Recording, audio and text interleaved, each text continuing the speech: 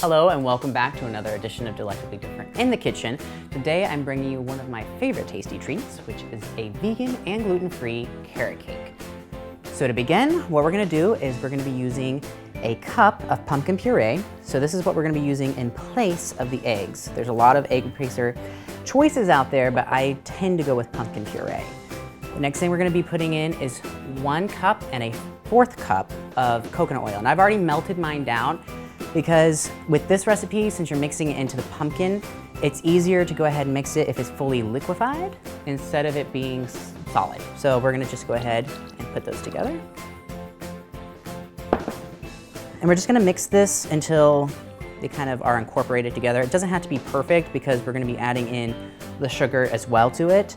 So we just want to kind of get it to where they're at least together. So the next thing we're going to be using is a organic 2 cups of sugar. Now, if you want it to be a little denser, you can do 1 cup of a regular organic white sugar, or you could choose to go ahead and put the 2nd cup being a brown sugar. I'm just going to be using 2 cups of the organic white. The next thing we're going to be adding in is the extracts. I have a tablespoon of vanilla and 2 teaspoons of coconut extract. So you'll find some carrot cake recipes out there, don't put coconut in it. I actually wasn't a fan originally, but with this recipe, I love the coconut in it. So I just go ahead and add the coconut extract to kind of just add an added flavor to it. So we have our liquid ingredients together, and we're just gonna go ahead and set that to the side because we're gonna be adding our dry ingredients to it, so we'll be mixing it more in a bit. So we're just gonna set this to the side for a moment. All right, so right here, we have already in the bowl, we have 2 cups of, and I'm choosing to use Bob's Red Mill all-purpose gluten-free flour. You can find one that you may be a huge fan of. You can probably go ahead and use that just fine, but I find with this recipe, 2 cups of the Bob's Red Mill all-purpose flour works perfect, and I also have an additional teaspoon of xanthan gum. So, whisk. And we're just gonna kind of whisk these 2 together. In a bowl here, we have 2 teaspoons of baking soda, 2 teaspoons of baking powder, and then I have a teaspoon of Himalayan salt. So we're gonna add that in. And we're gonna be adding in our 3 teaspoons of cinnamon as well.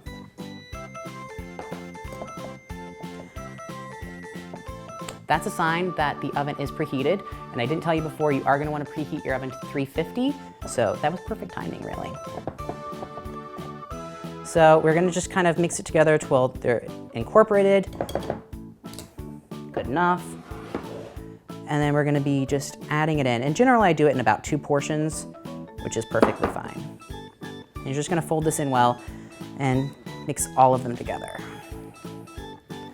Now to the side, we've already prepared because you don't wanna get in the middle of your recipe and then realize, wait, I'm making a carrot cake and I didn't grate any carrots.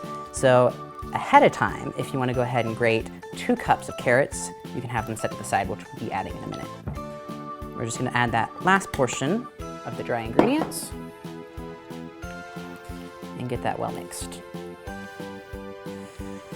So there's some options that we're going to be adding in. You can play around with it. I'm going to be choosing to use golden raisins because, to be honest, I don't really like regular raisins, so they would work fine. So if in your house you have regular raisins, then use those in these recipes. I'm gonna be adding in a 1/2 cup to the liquid and dry ingredients that we've mixed together. I'm gonna be adding in a 1/2 cup of golden raisins. And I'm gonna be adding in the 2 cups of the grated carrots.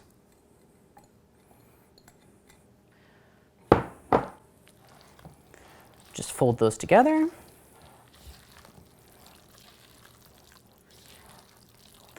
And then we're gonna be adding our last 2 ingredients, the cup of shredded coconut. I'm using unsweetened, it's what I prefer to use.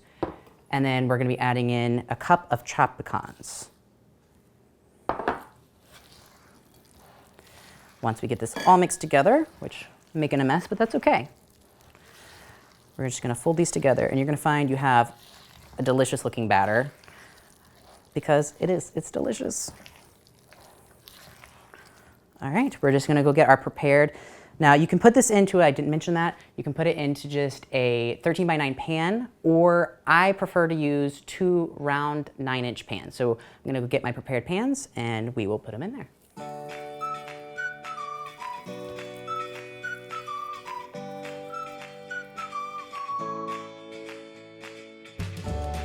Now we're gonna just place these in the oven for about 30 minutes, and then we can keep an eye on from there because we're gonna test them with a toothpick, and if they need to stay in a little longer, just adjust the time. All right, our cakes are fully cooled. We're ready to move on to making the frosting. Already in the bowl, I have 1.5 cups of organic, non-hydrogenated palm shortening. If there's something you prefer to use when you're making your frostings, you can certainly try it, but this is what I'm gonna show you. Let's get started.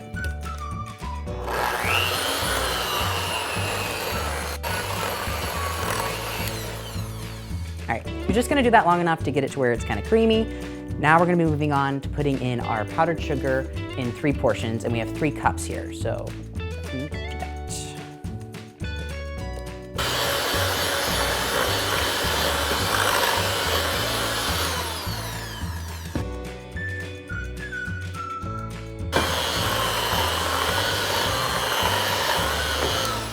All right, before we put in our last cup of sugar, we're gonna be putting in a little over a teaspoon. It's just kind of poured it out, but it's about a teaspoon of vanilla extract. And we're gonna be putting in just a pinch of Himalayan salt. And the reason why I choose to put some Himalayan salt into my vegan frostings is because I love to make regular frosting with Kerrygold butter that is salted. It's amazing, delicious. But since we're doing vegan, there's no salt in the palm shortening. So we wanna balance out that sweetness with just a pinch of the salt, and you'll find that it's the perfect touch. And now for that last bit of sugar.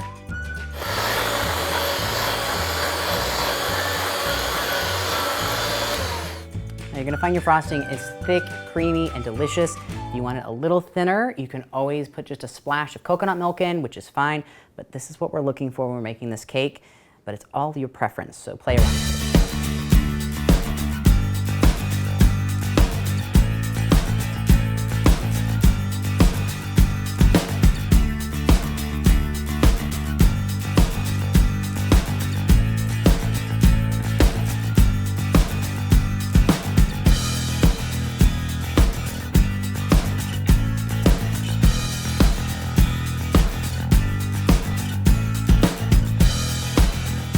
All right, we've got a perfectly frosted cake, and we've added a touch of garnish, which we chose carrots. You have any choice you want. You could put coconut, you could put pecans, or you could do the classic carrot. And if you give this recipe a try, don't forget to leave us a comment below, and while you're at it, why not click the subscribe button? Come on, until next time.